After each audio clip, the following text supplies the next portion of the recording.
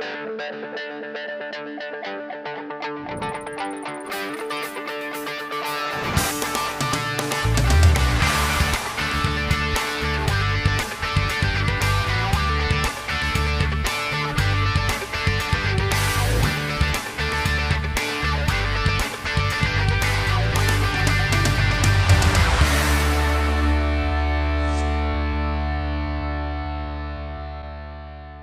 everyone, Kyle and Julie here again.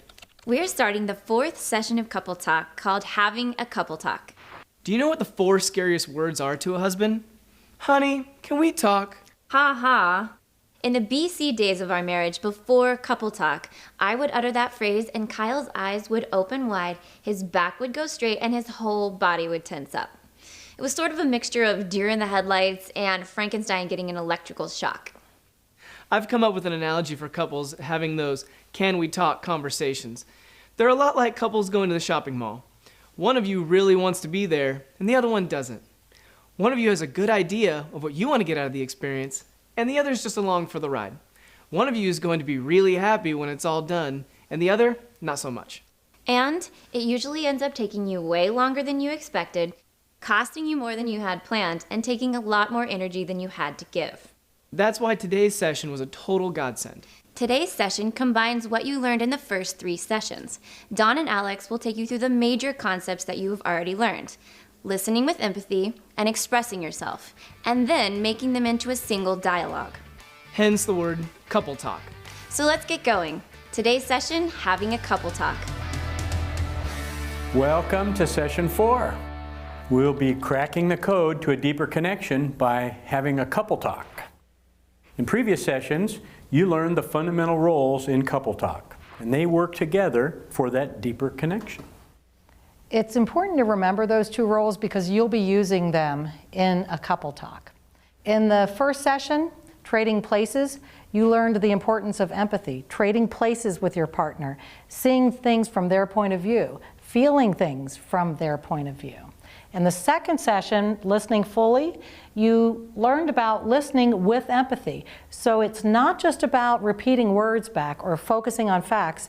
It's about really listening with empathy to feel their feelings and putting yourself in their place as you listen to your partner. And that is the most powerful form of listening. Now there are some guidelines to remember. Before you start listening, you have to get your attitude to be open and accepting of what your partner's going to say. You show that strong interest when you're going to listen with your body, eye contact, sitting knee to knee. You set your views aside and you become your partner. Imagine being your partner, having your partner's experience. You name their thoughts and their feelings, their concerns and desires, what's really most important to them as they're speaking to you. So it's not about parroting back or mirroring word for word. It's really about becoming your partner and speaking as if you are them and feeling their experience.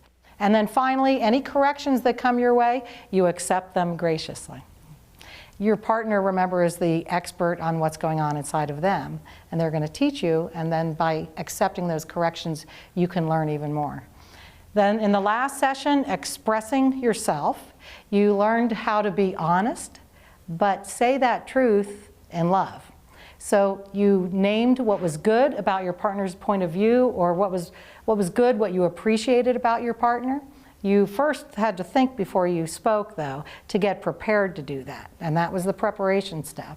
So as you're talking, you're remembering that you're talking about things from your own point of view. For instance, if I said to you, it's cold in here. Anybody here feeling warm? Some of you are.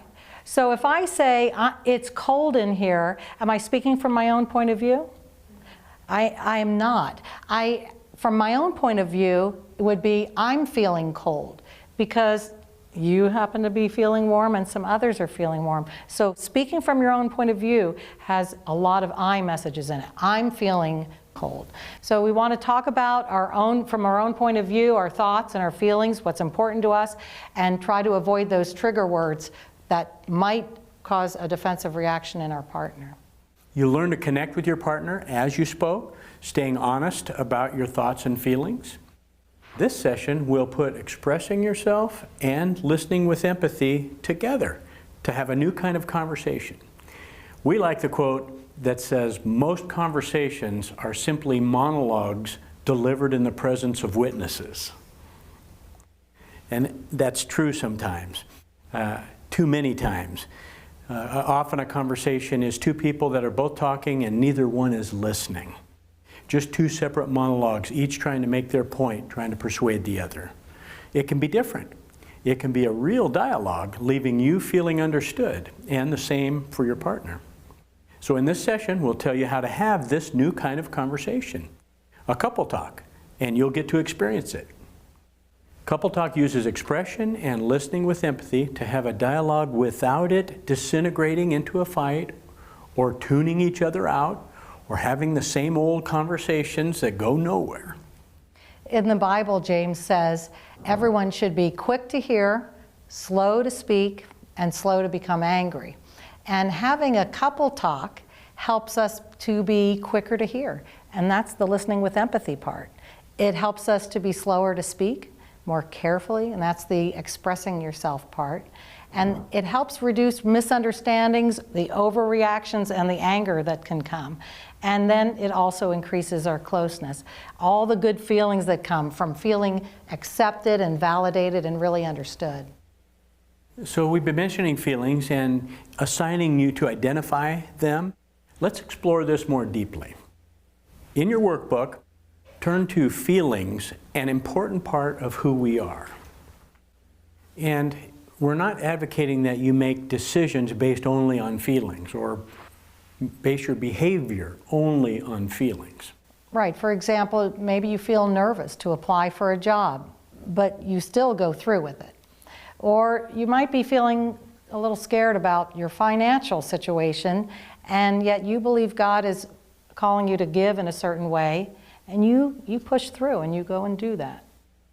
But instead, what we want you to do is acknowledge your feelings and understand how your feelings influence you. Let's take a look at the biblical personality David. David was a warrior, led the Israeli army. He was the king of the nation. When he was a shepherd boy, Scripture says he killed a lion and a bear with his bare hands in defense of his flock. In the Scripture, it says that David had fine appearance and was handsome, had handsome features. And most important of all, David was described as a man after God's own heart. So this is a man's man. This guy's not a wimp. This is the kind of a man that I suppose that any of us men would like to be like. Yet listen to David express strong emotion that he felt toward others and to God. In the Psalms, he wrote, "All night long I flood my bed with weeping, and I'm losing all hope. I'm paralyzed with fear." And in another place, "Let all who take refuge in you rejoice. Let them sing joyful praises forever." Now, some of you are less comfortable expressing feelings. Might be just your natural temperament, might be the family that you grew up in. In some families, we learn the unwritten rule, don't talk, don't trust, don't feel. Often that's the case in families where addictions play a part. So we've learned to suppress feelings and avoid them. But as humans, we are complex creatures. We're intellectual, we have a cognitive capacity, we're physical, of course, we are spiritual, and we are emotional creatures. We're made that way by God. Now, you wouldn't want to stifle the mental part of yourself, would you? No. Or the physical or spiritual. In the same way, we shouldn't want to suppress the emotional part of us, although some of us have been taught to do that. We want you to be yourself. Some people are naturally more emotional and some are less emotional. But all of us have emotions. The coaching here is to get in touch with your feelings, whatever they are, and be the full person that you are intended to be. Having couple talks will help you to understand your feelings and your partner's feelings in a safe, gradual way. So let's turn to the guidelines for having a couple talk. There's a preparation step, and that is to agree on a time and place to have a couple talk, a time and place. So this needs to be a time and place to talk without interruptions. Good dialogues, they just cannot happen when you can't concentrate on them. So if I ask Dawn to have a talk and it's the third period of the hockey game. Good, that's right, there's periods in a hockey. Final period of the hockey game, it just may not be the best time for him, right? Dawn, can I have a talk with you? You ready? Gosh, there's 5 minutes left in the third. Tie game. So what can I do? I can say, I'd like to have a chance to have a talk with you. Is there a good time for you later tonight? So I need to approach him and ask for that. We need to both agree on a time and place. If it's a good time for me, it may not be a good time for him, so that means it's not going to happen. Maybe when I want it to happen, but we both need to agree, and then that's the time that we set to have the couple talk. So you need to turn off the TV, plan to turn off all the technology, get the kids to bed, all of those things that you need to do to have this kind of focused talk. Then when you're ready to talk, guideline 1 says one person begins to express thoughts, feelings, concerns, and desires.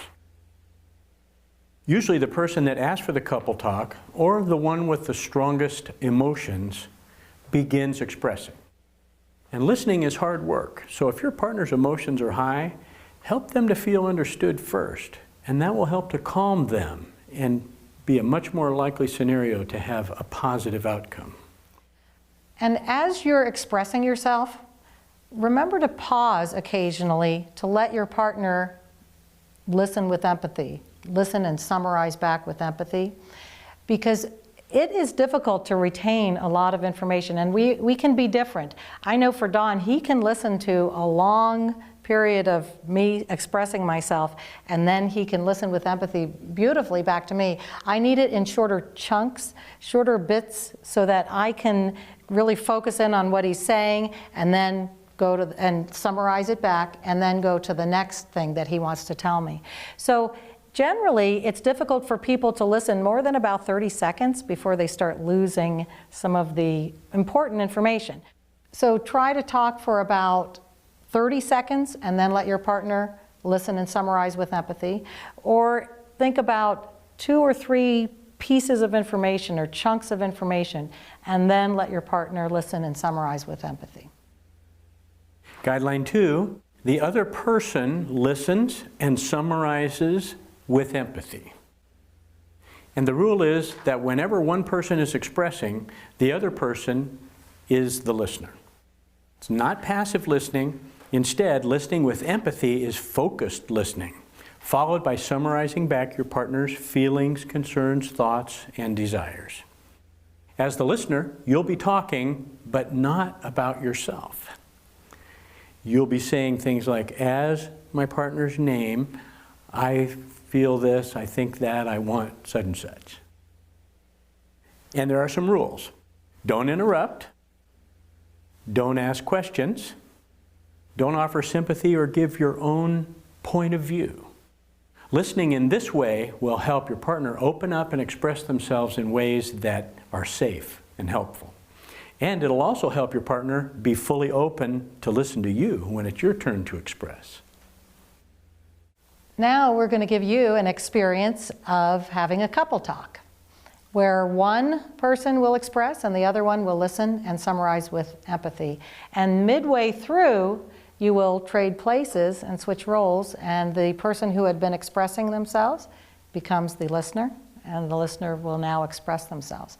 And the exercise in your workbook is called A Time for Us. The purpose of this exercise is to practice a couple talk in a structured format.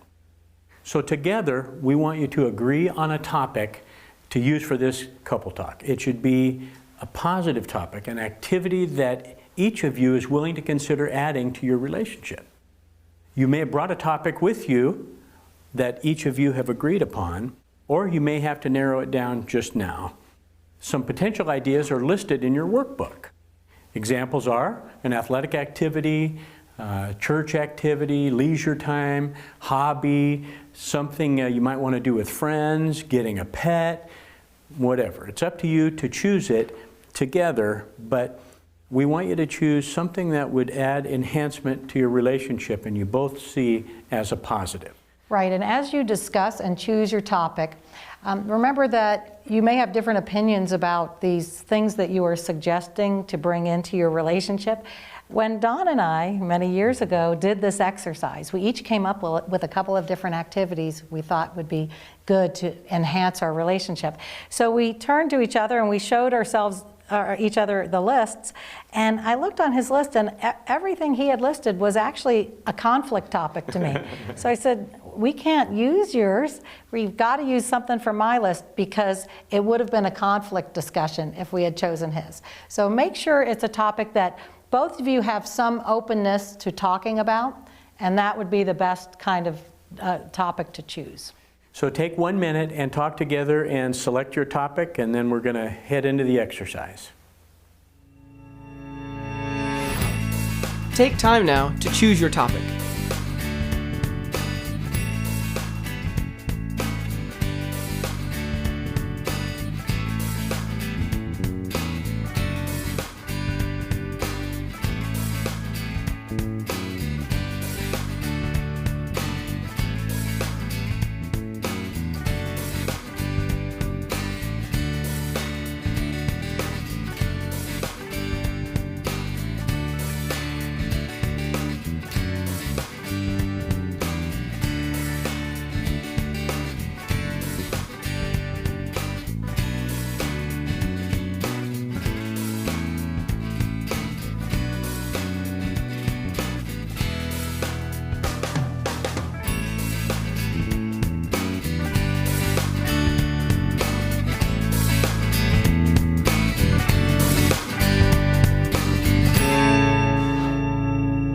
Okay, you all have a topic? Everybody got their topic chosen? Okay. Now we want you to follow the set of prompts and express yourself in around 30-second chunks, letting your partner summarize back to you with empathy each time. Also, a nonverbal inch signal if your partner goes too long and you're flooding and you won't remember all that you want to say back. And your partner can stop at that moment and you'll have a chance to empathize, and then after you've done that, they'll continue to talk. So if Don were talking and he was kind of going on longer than I could manage to remember, I could just give him that little signal and he'll stop. And I'll listen and summarize with empathy, and then he continues expressing himself. The person who proposed the topic will begin, and they talk from their own point of view, and the partner begins as listener. So the expressor says, I'd like us to consider doing blank, whatever you've chosen to talk about. Then the listener will summarize with empathy. As Don, I'm proposing that we do such and such. So we will demonstrate the steps along the way with a topic we have been doing as an enhancement activity for the two of us. These are the Ferraro quintuplets and their older sister Gianna. That's Gabby and Riley and Addie and Cooper and Emmy. And we started babysitting them when they were about a month old. And their name spells Grace. Their names together, G-R-A-C-E. Yeah. The mom figures whenever she calls Grace out, they'll all come running. That's what she's hoping. So call us crazy, but that's what we decided to do about 4 or 5 months ago on a regular basis. I was the one who had proposed it, and Don was open to discussing it. So we are going to demonstrate using that topic for you, okay?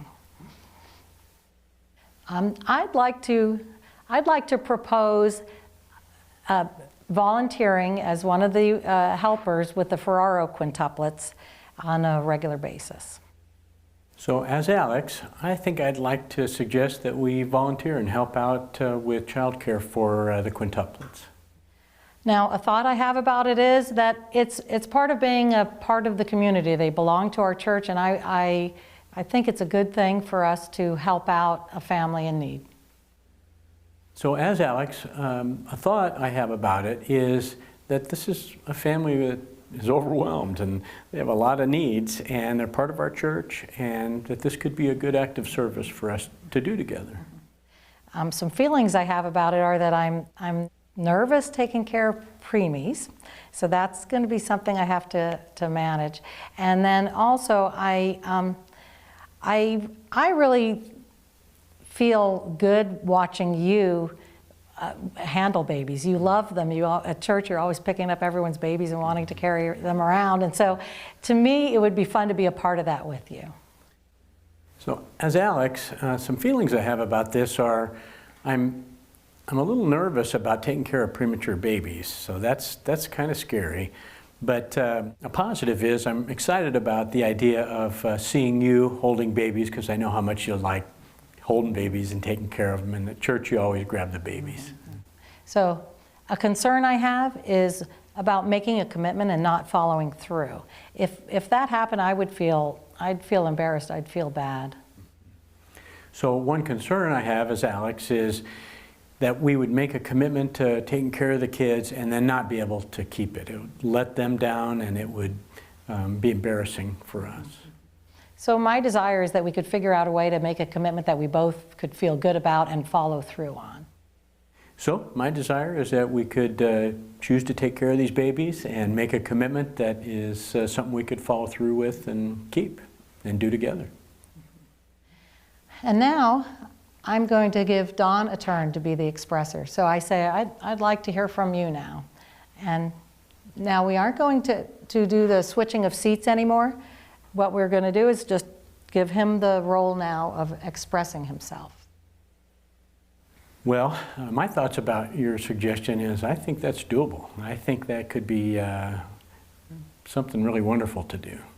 So as Dawn, I think this is a good idea. It's something we could do, and I like it. I like the idea. And I feel excited to think about doing that. You're right. I love messing with babies, and it'll be great fun to play with 5 of them at once. That'll be incredible. And I like the idea of doing that together with you, too. I think that could be really sweet.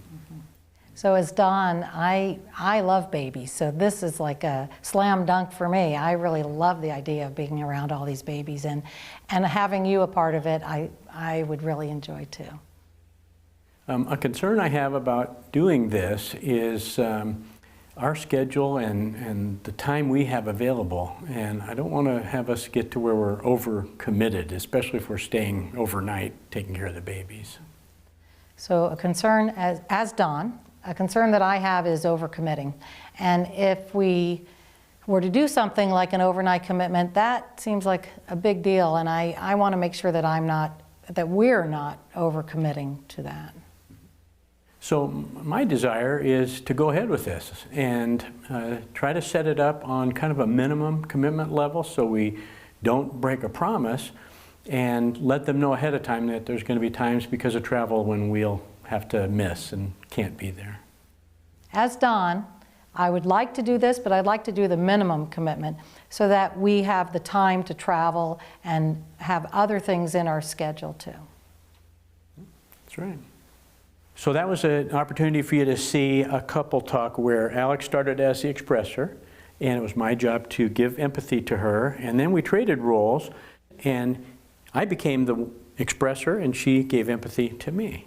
And we were able to talk about this enhancement topic that we've since been doing and really loving it. And I do want to say that we condensed that when you do this now, you'll be doing this, you'll probably talk a little bit longer, and then your listening and summarizing back with empathy will go a little bit longer also. So it's your turn to practice. We want you to take your chairs, turn them so that you guys are able to sit facing each other knee to knee. We'll let you know when we're halfway through the exercise. We'll also let you know with a signal when there's a minute left. And the music will come up when it's time to join back together as a group. Ready? Go. Turn your chairs so you're knee to knee with your partner and begin the exercise.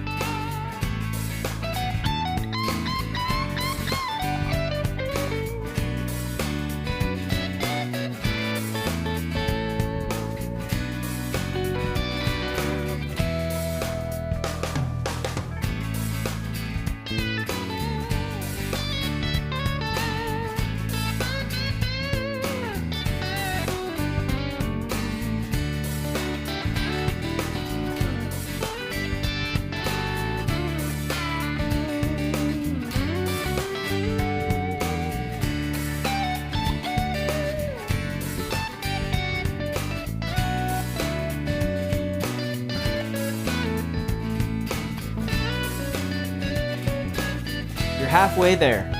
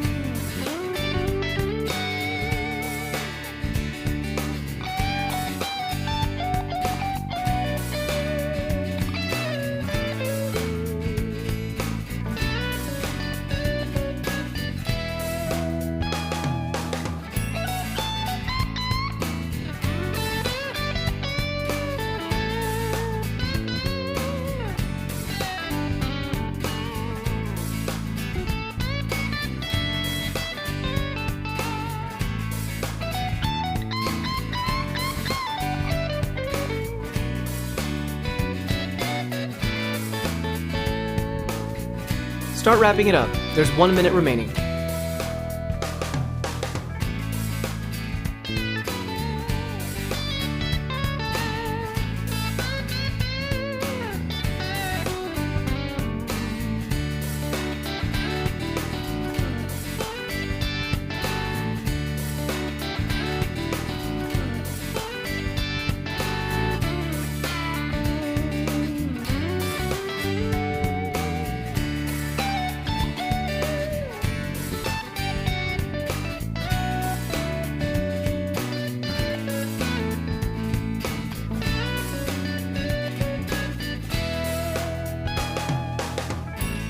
Time to return to the group. Don and Alex are getting ready to start up again.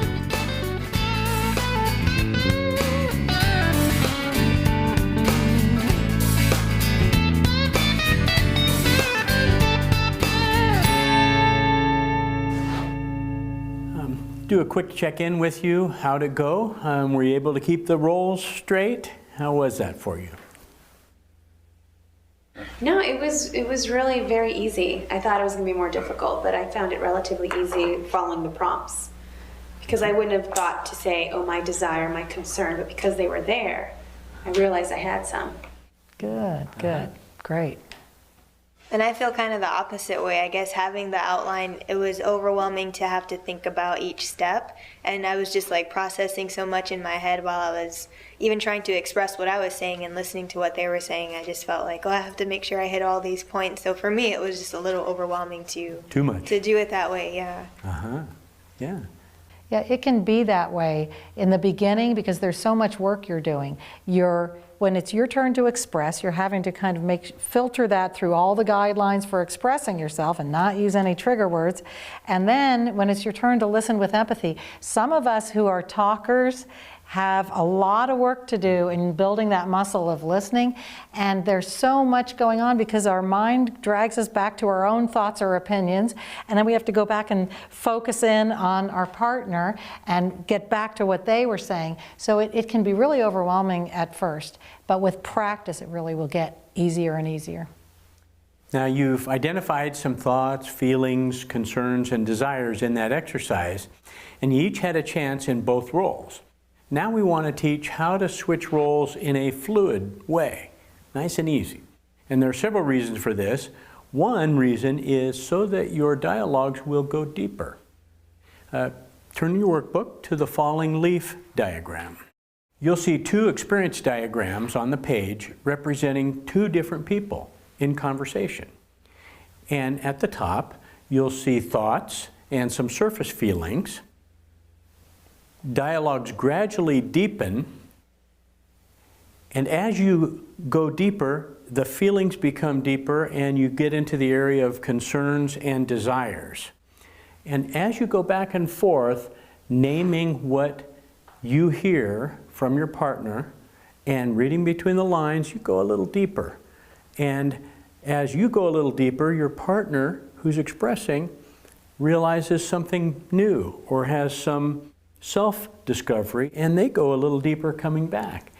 And it goes like that, kind of like a leaf that's falling gently, slowly to the ground, back and forth.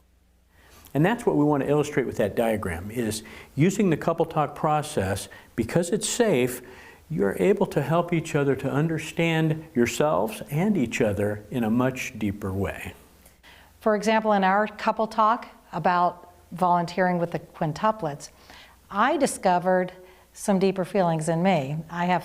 We have 3 adult children, but we have no grandchildren in the foreseeable future, and that's sad to me, and that's a part of why I think I really want to be in these children's lives.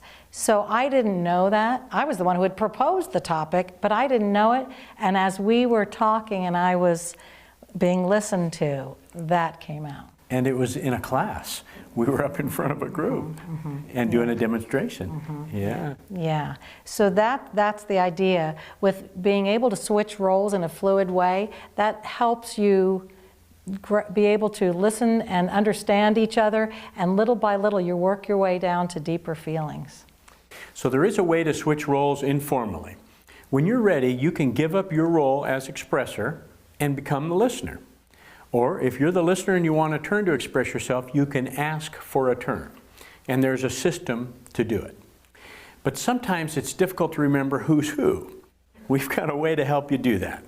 Help you remember who's the expressor and who is listening with empathy. In Native American culture, this is a replica of a talking stick. And the talking stick was used in the tribal council to determine who it was that had the right to speak. If you didn't have the stick, you weren't allowed to talk. This indicated whose turn it was to be the speaker.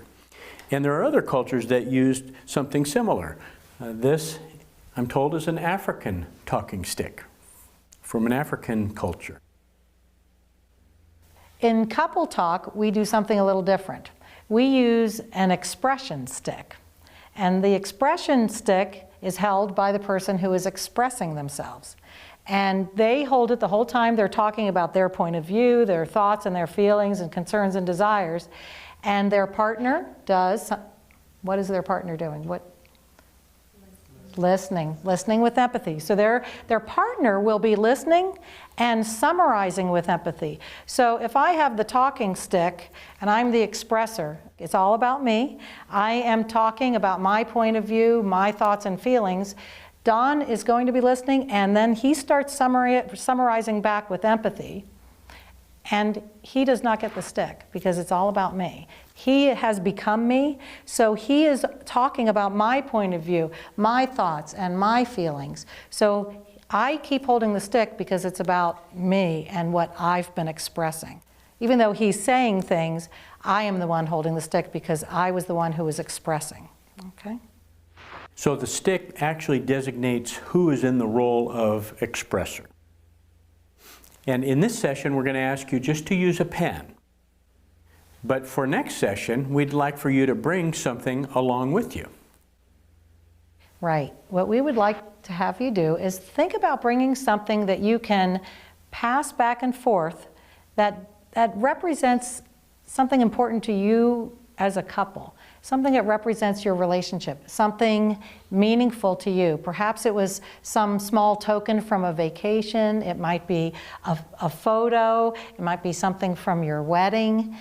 It might be a small cross or something like that. And I think we've even brought something from a past class that a participant brought in that we don't recommend you doing. So he showed up with this steering wheel and he said, we're using this to show who's in the driver's seat. And so he tried to pass it back and forth with his wife. Way too big. We're not doing that, okay? So something small that represents you as a couple, kind of representing maybe your commitment to each other, because it's really nice to have that when you're in the middle of a discussion that could get touchy, something that has meaning to you. So turn in your workbook to Guideline 3. From time to time, switch roles to move the couple talk along. So there are two ways to switch roles. One is the expressor offers to switch roles. As the expressor, you offer to trade places after your partner has listened with empathy and when you feel understood and you're ready to hear from your partner. You can offer to hear from them. Right. And another way to switch roles is the listener can request a turn to express themselves. So right now I am the expressor, and Don, if he were asking to have a turn to express himself, he can do that. First, he has to listen with empathy and summarize back with empathy to the last thing that I have said, and then he can ask for a turn, show them the signal that we have. So just a nonverbal signal real quickly says to me, you know, he has been doing the job of listening with empathy and he'd like a turn to express now. And there's several reasons why he might want to ask for a turn. Maybe he's confused and he wants to ask a question. Maybe while we're talking, he is starting to have some feelings that are too strong to keep him in a good attitude of listening, and he needs to get some things out and express himself. Perhaps he has an idea that he wants me to hear. So, for instance, if Don were talking about our bills or something, and he was talking about a bill that he was really upset about because it wasn't paid yet, but you know, and he's upset, and I'm listening with empathy. I still have to listen with empathy to that, but I know that I paid that bill. It's fair of me to ask for a turn. So I would listen with empathy and say, as Don, I'm really upset about that bill that's not paid. I wanted you to know I did pay the bill. I did it this morning. Oh, good. Well, he has to listen with empathy to me now too, but he would feel a lot of relief. So that's the way that the roles can be switched. The expressor can say, you know, I feel understood right now. I'm ready to hear from you, and just hand it over. Or if you're in the role of listening with empathy, you just do this nonverbal signal, and that says, I'd like a turn to express myself. So a couple things about the expression stick. We want you to use it in the beginning. We're going to ask you to use it during the class because it helps to learn the process. We're not saying that forever when you talk to each other you have to use an expression stick. It's a tool, a training tool really, to help you get to that point. So during couple talk here in the class, we'd like for you to use an expression stick and exchange it back and forth to designate who is the expressor. Afterward, then you don't have to use it unless you'd like to. And when Alex and I go into a couple talk, most of the time we won't need to use an expression stick because we know how it goes. But if we're particularly upset or agitated, we might choose to. There is an important rule to remember. You have to first finish summarizing with empathy to your partner before you get a chance to express yourself. So if I have the stick and if I'm expressing myself and Don would like a turn, he first has to listen and summarize with empathy to the last thing I said. Then when I think, wow, he really understands me, I can then give him the expression stick. So I need a couple to model this up front. I'd like to ask for a volunteer couple to come up, and I'll sit with you and coach you through the process, and we'll demonstrate how the roles get changed in a couple talk. So who will be my volunteer couple? Okay? Tia and Jarrell, come on up. Thank you, Jarrell and Tia, for volunteering to do this demonstration. You're welcome. So you have a topic you've agreed on? Mm-hmm. And who is it that had the idea for this topic? I did. I brought it up. Mm-hmm. Okay, so you're going to be the expressor. You'll be listening with empathy to start with. And why don't you use this for an expression stick to designate that you are the expressor. And this will be kind of wide open. I'll give you a little starting prompt, but after that it'll just be the two of you talking about whatever you're talking about. Okay. Okay? So start off by saying, I'd like to have us consider... Okay. So I'd like to consider having a walk around the neighborhood, maybe once or twice a week, just so that we can decompress and kind of talk, and even for our health, being able to add that to our routine, and just kind of connect with each other, because our schedules get so hectic that we kind of forget to come together, and I think adding that to our schedule would kind of force us to do that in a good way, creating that healthy habit. I, as Tia, feel like it would be a good activity for us to come together at least maybe once or twice a week, where we can really develop our physical and mental and emotional kind of connection by going on a walk together, and just to get away and break away from our normal hectic everyday schedules and to spend that one-on-one time together. Mm-hmm. And I think if we add this to our relationship, it'll be something that will just create a closer intimacy with each other, so that we can have no distractions, because when we're home sometimes we just want to watch TV or watch a movie or even just go to sleep, so it'd be nice just to have no distractions around, help us to focus on our dialogue and our conversations. And I just want to spend time with you. I do miss you throughout the week when we're both working, so I would like to connect with you and purposely connect with you and kind of have one-on-one time instead of just being around friends or doing other activities. Just to be with you alone would be really nice. I, as Tia, feel like this activity would really help us to grow closer together, to break away from the things that kind of are the monotony of life, where we maybe get caught into a trap every week of doing menial things that aren't really that important and that kind of take away from our relationship together. So to really commit to being consistent with coming together and spending this time, this activity will help us with that. Okay, so thank him for talking, and say I'd like to hear from you now and offer him the stick. Well, I'd like to know how you feel about it and like to hear more from you, so here is the expression stick. Thank you. Actually, this whole concept I really think is a great idea.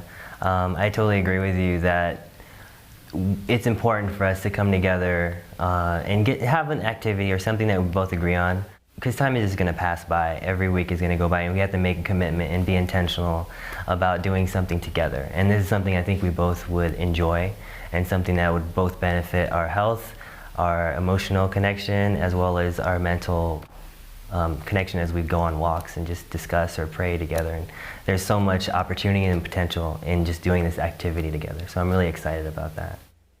As Jarrell, I definitely agree with you. I think this can be good on so many levels. It will be good to set aside time to talk with each other, to walk not only for our emotions, but for our health and for our mental state. Just getting away with you would be really nice, and purposefully doing something that we both agree on, that we both enjoy.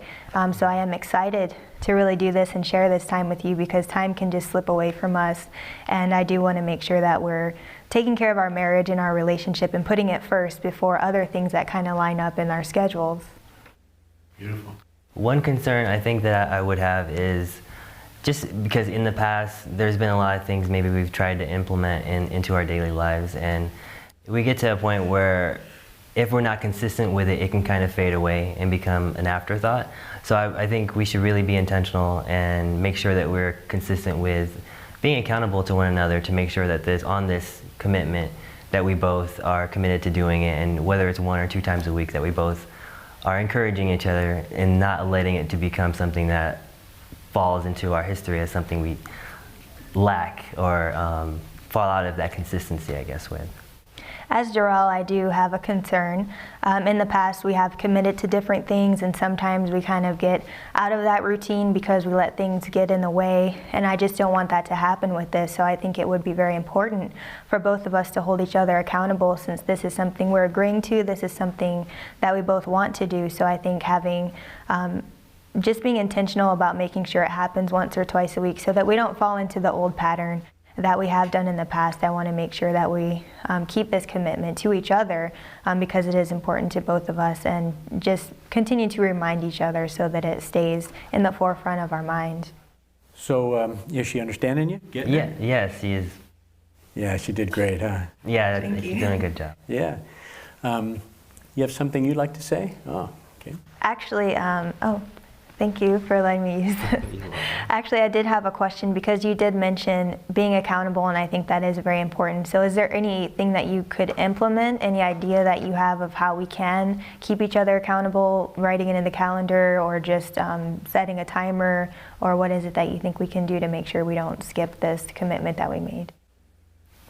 As Tia, I have a concern. I'm wondering, because you mentioned having to be more committed to this and not letting it be something that fades away, what things that you might want to implement to make this more consistent, and basically to keep us on schedule and be committed to the commitment that we're making. So offer him the stick and he'll have a chance to answer your question. Here's the stick. So I think a couple good things that we could do to keep us committed is to make a schedule, put it in the calendar, make sure that we have reminders telling us that this is the day we want to walk or go out on our walk together. And to make time. We know that with our schedule being so up in the air a lot of times, it's hard to schedule things, but we know when we can plan things and plan ahead, it makes it a little bit easier and better for us. So if it's in the schedule, if something comes up, we can maybe move it, but we don't want to go that full week without at least going once on a walk together.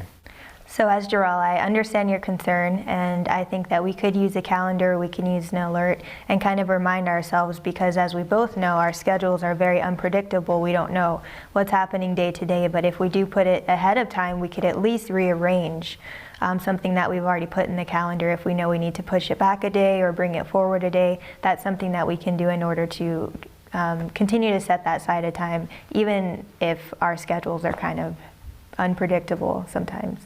Okay.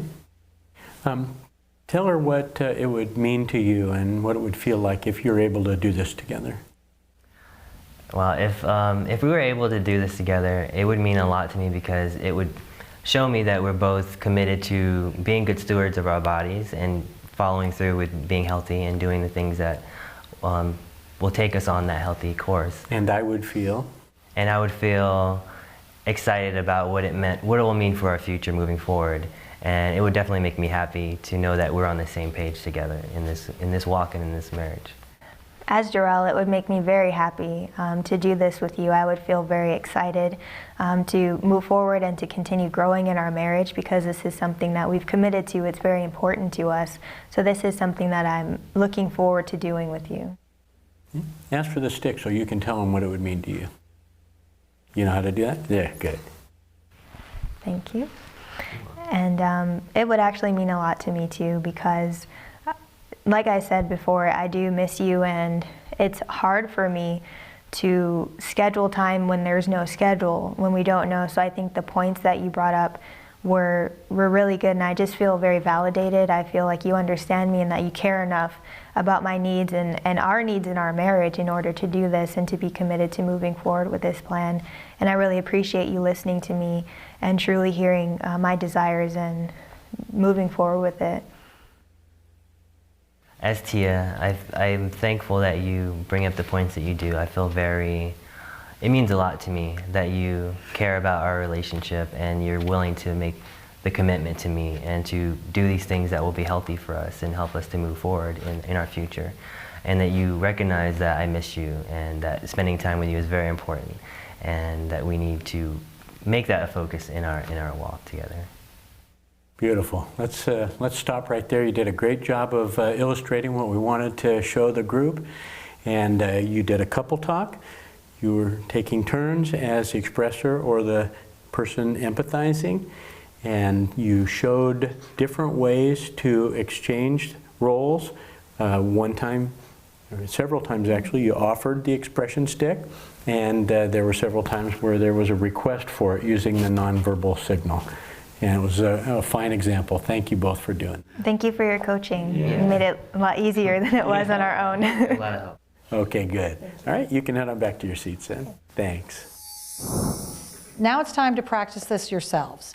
What you'll do is continue talking about the topic you were talking about. But we want you to have a chance to practice switching roles with the expression stick. So as you're talking, if you're using the expression stick after your partner listens with empathy to you, go ahead and offer them the stick. Or as you're listening with empathy and you're finishing your statement that you're saying, summarizing with empathy, go ahead and use the nonverbal signal and ask for a turn to have the stick and express yourselves. So we'd like you to think about naming some more concerns about this topic. Have you really talked about all the concerns? If you're adding something to your relationship, what will you be giving up? Is it going to cost you some money? Where will the money come from? Is it going to cost you some time? Where is that time going to come from? So think about these kinds of things, because if you're taking this seriously, adding this into your relationship, there may be more to think about and to talk about. So that's what we would like you to do. And what we'd like you to do is, as we always ask, turn knee to knee and begin that way, talking knee to knee with each other. And we'll give you notice when it's about halfway done, and we'll let you know when there's a minute left, and the music will come up when it's time to regroup. Ready, go.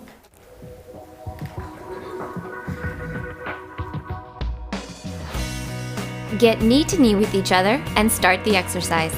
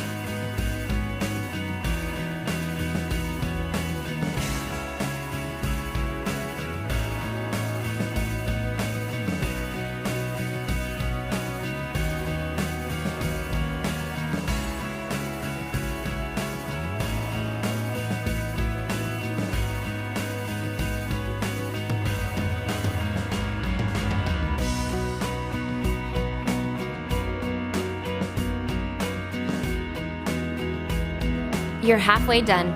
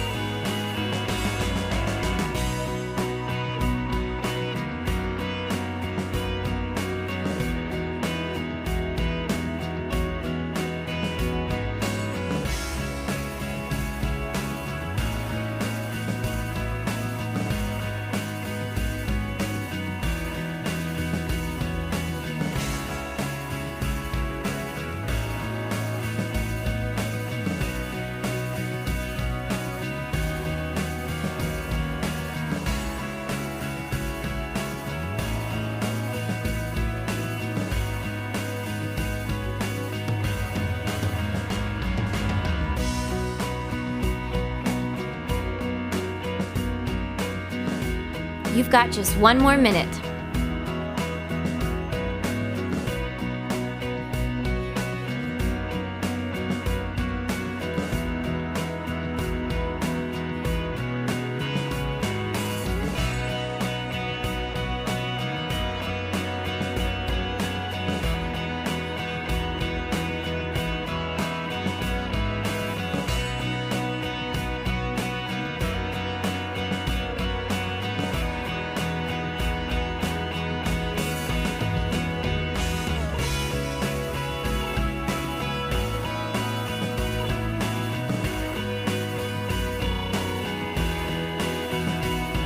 Turn back toward Dawn and Alex. They're getting ready to start up again.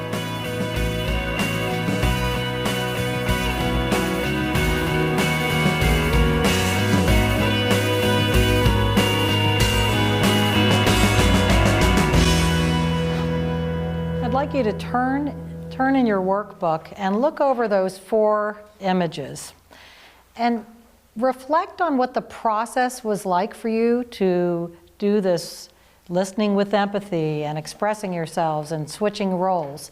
And just look at those images and circle the image that resonates the most with your experience with your first couple talk. Not so much about your topic, but about the process of doing the communication skills that you were using. So take a minute for that just now. Look at your workbook and mark the debrief on your own.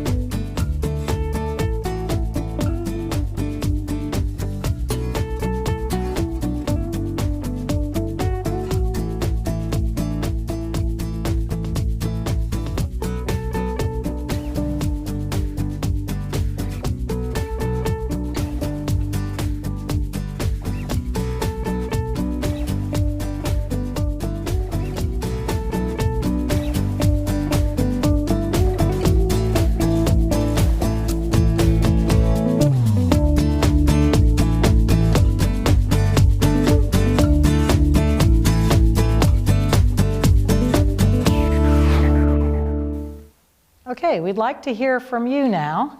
What did you circle and why? Andy. Yeah, I picked the palm tree because I felt like the more we got into conversation, the more we went back and forth, the more we're on the same page and we really felt understood. And it made it a wonderful conversation to have. Mm-hmm. So kind of like the peaceful beach scene, you know, there was something good about that. Yeah, good. Uh-huh.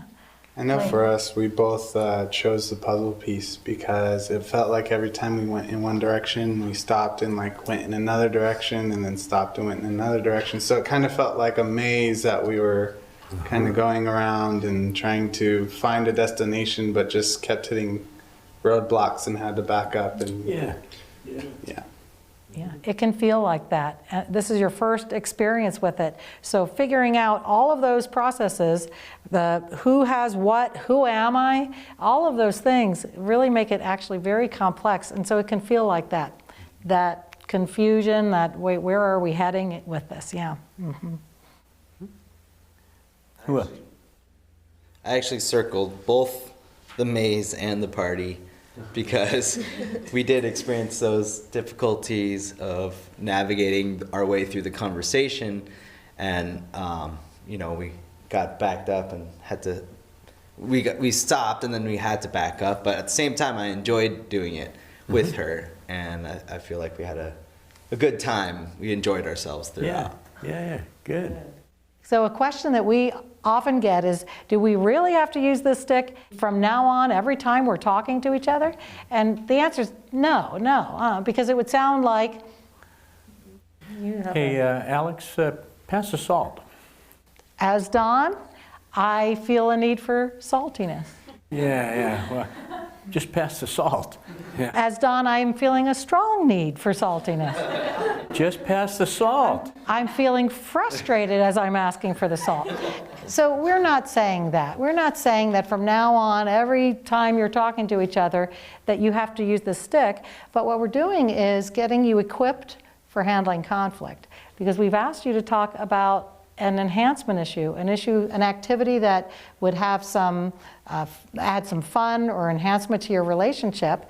And we're asking you to do that kind of a topic so you can learn these roles and the switching of roles better. So you're better equipped for when conflict comes. Now, take just a minute and compare your picture that you chose with the one that your partner chose and talk about why you chose the one you chose. Just 1 minute. Go. Go ahead and talk to your partner.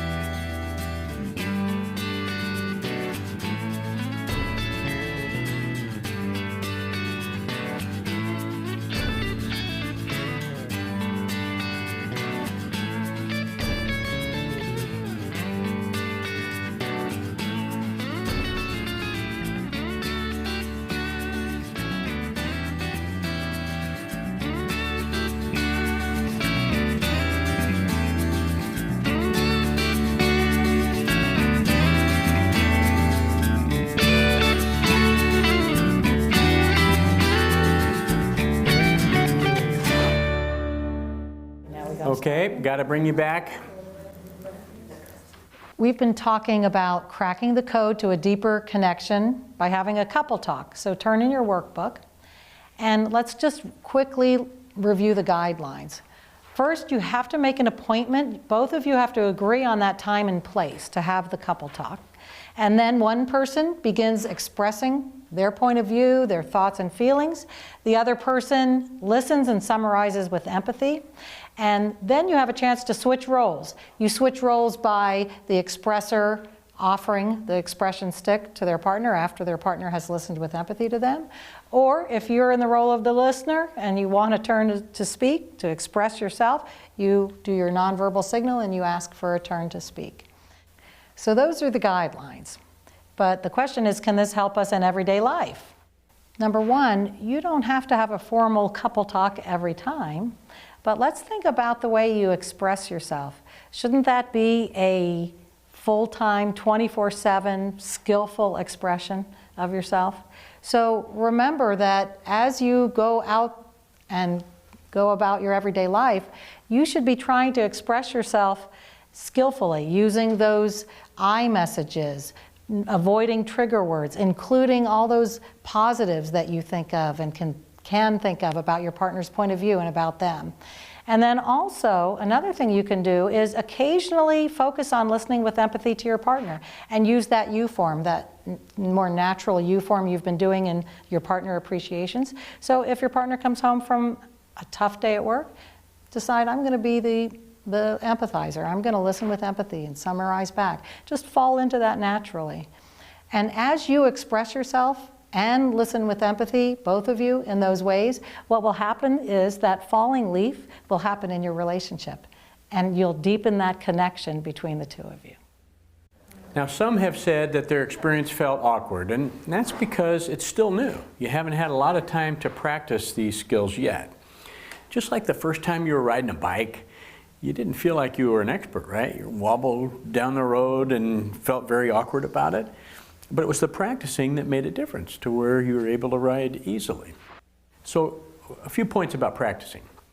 If you don't practice these skills, you won't build the habits and you'll forget the skills. Practicing is very important if you're practicing correctly. And research shows that if you practice in only one place, then you will associate using those skills with that one place and not in other places. And we want you to use these skills at home, doing these skills as homework. So we're encouraging you again to do the short Making It Real assignments in your workbook. Okay, we'd like to do a couples prayer exercise like we did in the previous session. So if you'd like to sit close to each other, hold hands if you'd like. I'll give the prompts and you'll pray silently together after I give the prompts. All right? Let's pray.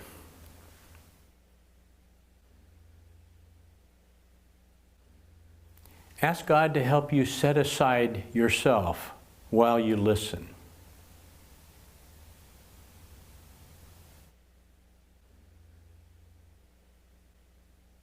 Ask God to help you grow closer to each other.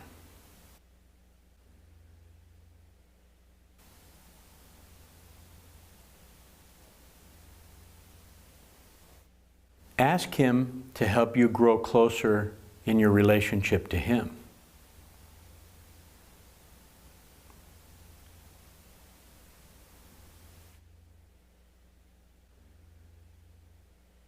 Lord, we're on this journey of learning skills, trying to overcome bad habits, change those habits into things that are pleasing to you.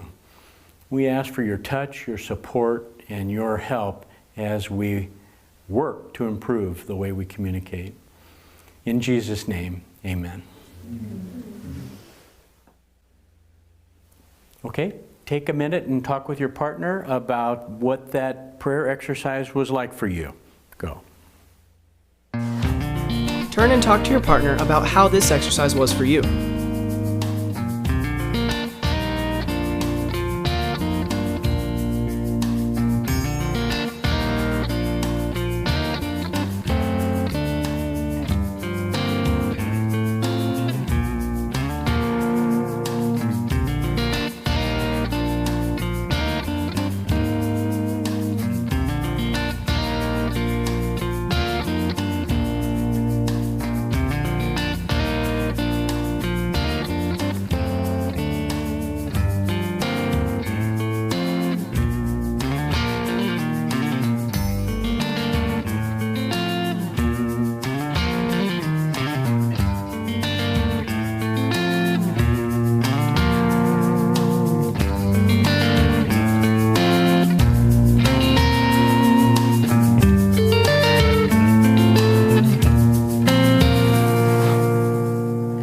final exercise, we'd like for you to do a partner appreciation. You know how this goes by now, right? You're going to tell each other something that you appreciate, and you'll summarize back using the you form. So go ahead and turn your chairs together, facing knee to knee, and give each other an appreciation. Ready? Go. Turn knee to knee with your partner and start the exercise.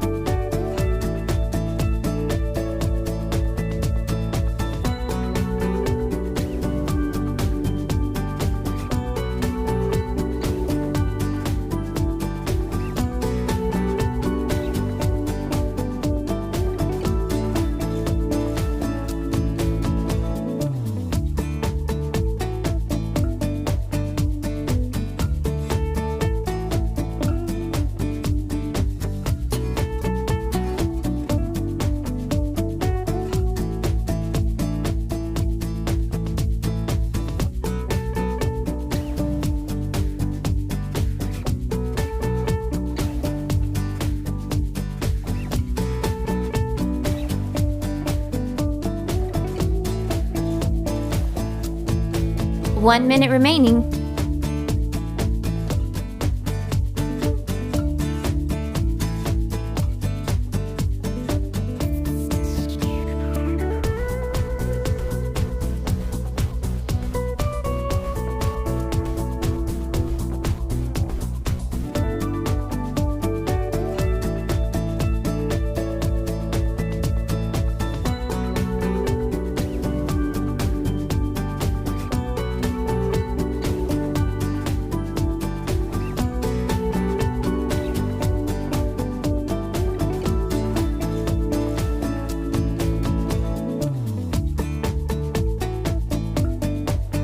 Time's up.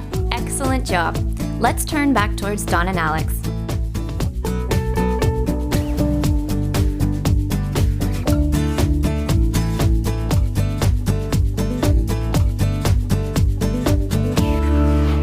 Okay, we need to bring you back.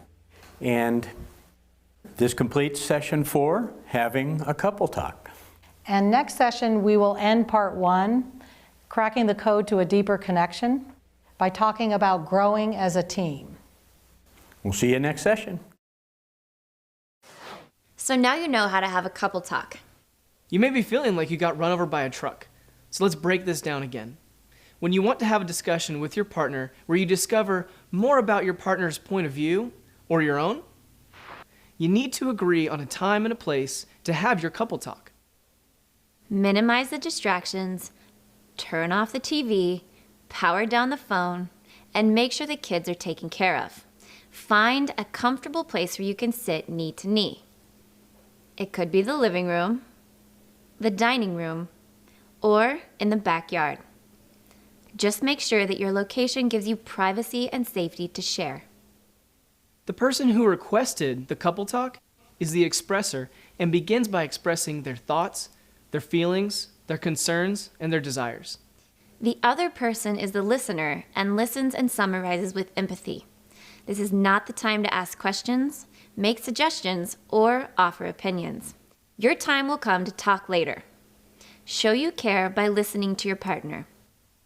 Once the expressor feels understood, it's time to trade places and allow your partner to be the expressor themselves, and you become the listener, listening with empathy.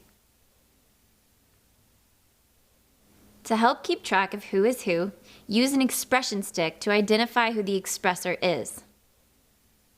This may be something simple like a pen, or it may be something special like a photo or an object that has sentimental meaning. Having a couple talk creates a safe process for a meaningful dialogue that creates a deeper connection between you and your partner. And by knowing how to have a couple talk, you no longer have to worry when your partner says, "Honey, can we talk?" Nope, it felt kind of awkward the first time we had a couple talk, but now it's become a lot more easier and a lot more natural. The only time I get bug-eyed and tense arms is when I do the robot. God, you're such a dork. I embrace my dorkness. And don't forget to find something that is your own expression stick. Here's ours. It's a luggage tag from our European honeymoon. We love to travel, and it's something that we hope to do more together in the future. Well, that wraps up having a couple talk. Our next session is the 5th and the final session of Cracking the Code to a Deeper Connection, which is the first part of the Couple Talk program. Well, we'll see you next time for Growing as a Team. See ya.